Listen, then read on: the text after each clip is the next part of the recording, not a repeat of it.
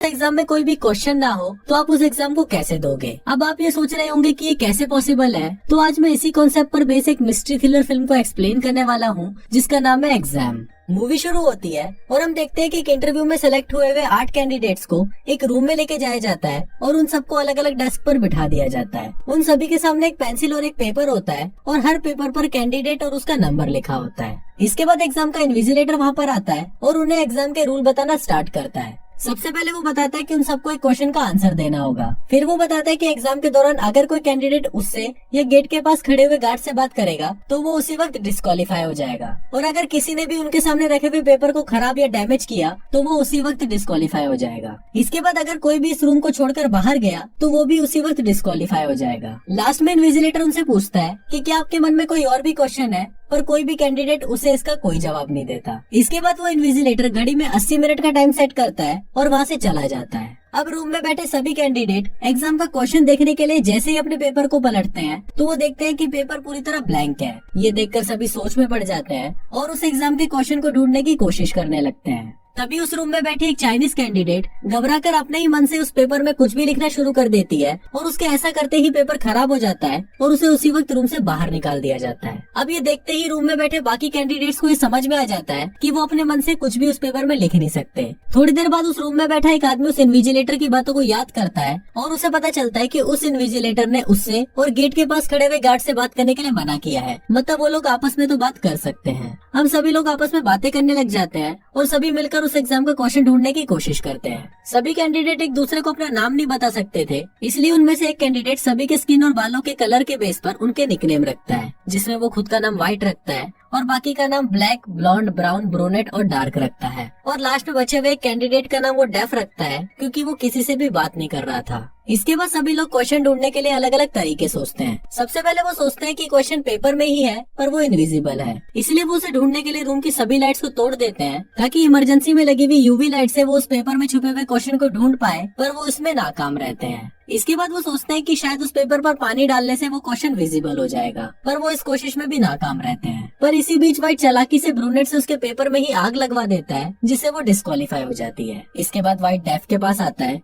और उसे भी इस रूम को छोड़कर जाने के लिए मजबूर करता है और इसी के साथ ही डेफ भी डिस्क्वालीफाई हो जाता है। इसके कुछ देर बाद व्हाइट सभी लोगों को बताता है कि उसे क्वेश्चन का पता चल गया है, पर वो इसे किसी को भी नहीं बताएगा। अब व्हाइट की इन सभी बातों से ब्लैक बहुत ज्यादा चिढ़ जाता है और वो व्हाइट को मुक्का मारकर बेहोश कर देता है। थोड़ी देर बाद जब व्हाइट को होश आता है तो वो सभी से रिक्वेस्ट करता है कि उसकी दवाई खाने का टाइम हो गया है, इसलिए कोई भी उसकी पॉकेट में से दवा निकालकर उसे खिला दे। पर व्हाइट की पिछली हरकतों को देखते हुए कोई भी उस पर भरोसा नहीं करता और सभी व्हाइट को उसी हालत में छोड़ देते हैं। पर तभी ब्लॉन्ड व्हाइट पर तरस खाकर उसकी मदद करने का सोचती है, पर सभी उसे ऐसा करने से रोक देते हैं। इसके बाद ब्राउन सभी का ध्यान व्हाइट से हटाने के लिए डार्क को परेशान करना शुरू कर देता है और सभी को बोलता है कि डार्क को कंपनी के बारे में बहुत कुछ पता है, पर वो हमसे छुपा रही है। फिर ब्राउन डार्क से सच उगलवाने के लिए उसको टॉर्चर करने लगता है और तभी वो बताती है कि वो पहले इस कंपनी में काम किया करती थी, पर बहुत ही नीचे लेवल पर, इसलिए उसे इस कंपनी के बारे में कुछ भी नहीं पता। डार्क की ये बातें सुनकर ब्राउन उसे छोड़ देता है, पर तभी सभी की नजर व्हाइट पर जाती है जिसकी नाक से खून आना शुरू हो जाता है। ये देखकर ब्लैक सबको बताता है कि व्हाइट अपनी बीमारी के बारे में सही बोल रहा था, क्योंकि जो बीमारी व्हाइट को है वो सेम बीमारी उसकी वाइफ को भी थी और टाइम पर दवा न मिलने की वजह से उसकी डेथ हो गई थी। ब्लैक की ये बात सुनकर सभी लोग व्हाइट के कपड़ों में उसकी दवाई ढूंढने लगते हैं, पर किसी को भी दवाई नहीं मिलती। अब व्हाइट को मरता हुआ देखकर डार्क इन्विजिलेटर को हेल्प करने के लिए बोलती है,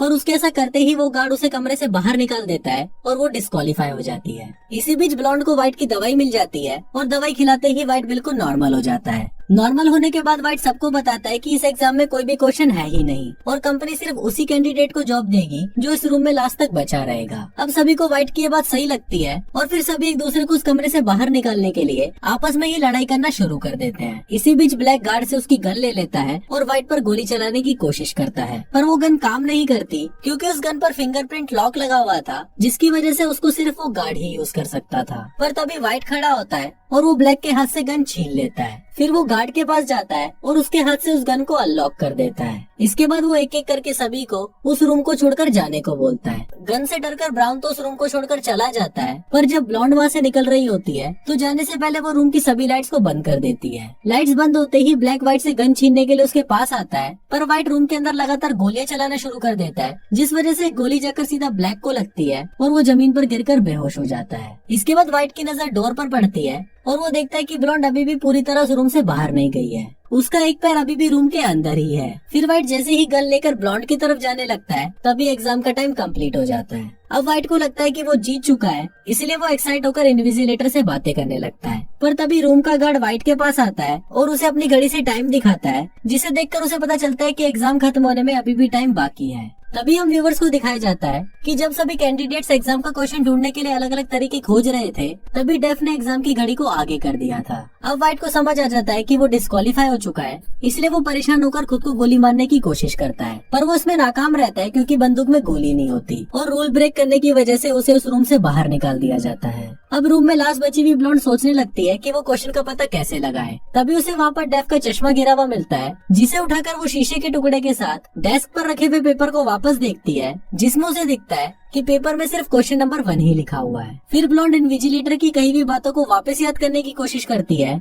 और तब उसे पता चलता है कि पूरे एग्जाम में इन्विजिलेटर ने उनसे सिर्फ एक ही क्वेश्चन पूछा था, जो एग्जाम शुरू होने से पहले पूछा गया था, कि क्या आपके मन में कोई भी क्वेश्चन है जिसका जवाब फिल्म की शुरुआत में किसी ने भी नहीं दिया था। तभी वो इन्विजिलेटर ब्लॉन्ड के सामने आता है और उससे आंसर पूछता है, जिसका जवाब ब्लॉन्ड नो देती है। अब उसका ये आंसर सुनकर इन्विजिलेटर खुश हो जाता है और उसे डेफ से मिलवाता है। वो बताता है कि डेफ इस कंपनी का सीईओ है और एक बहुत बड़ा साइंटिस्ट भी है, जिसने दुनिया को बचाने के लिए एक एंटीवायरस को डेवलप किया था। वो बताता है कि डेफ को एक ऐसा कैंडिडेट चाहिए था जो टाइम आने पर टफ डिसीजंस ले सके, पर ब्लॉन्ड उनको इस कंपनी में काम करने से मना कर देती है और बोलती है कि मैं ऐसी जगह पर काम नहीं कर सकती जहाँ पहुँचने के लिए मुझे लोगों की जान लेनी पड़े। पर तभी वो देखती है कि ब्लैक जिसे गोली लगी थी वो वापस से उड़ जाता है क्योंकि उसे लगने वाली गोली नकली थी। अब ब्लॉन्ड को ये देखकर बहुत अच्छा लगता है क्योंकि उस एग्जाम का मकसद यही था कि कौन इस कंपनी के लिए समझदारी से काम कर सकता है, और ब्लॉन्ड ने उस एग्जाम को पास कर लिया था और वो उस कंपनी में काम करने के लिए भी तैयार हो जाती है। और कुछ इसी तरह से ये फिल्म यहीं खत्म हो जाती है।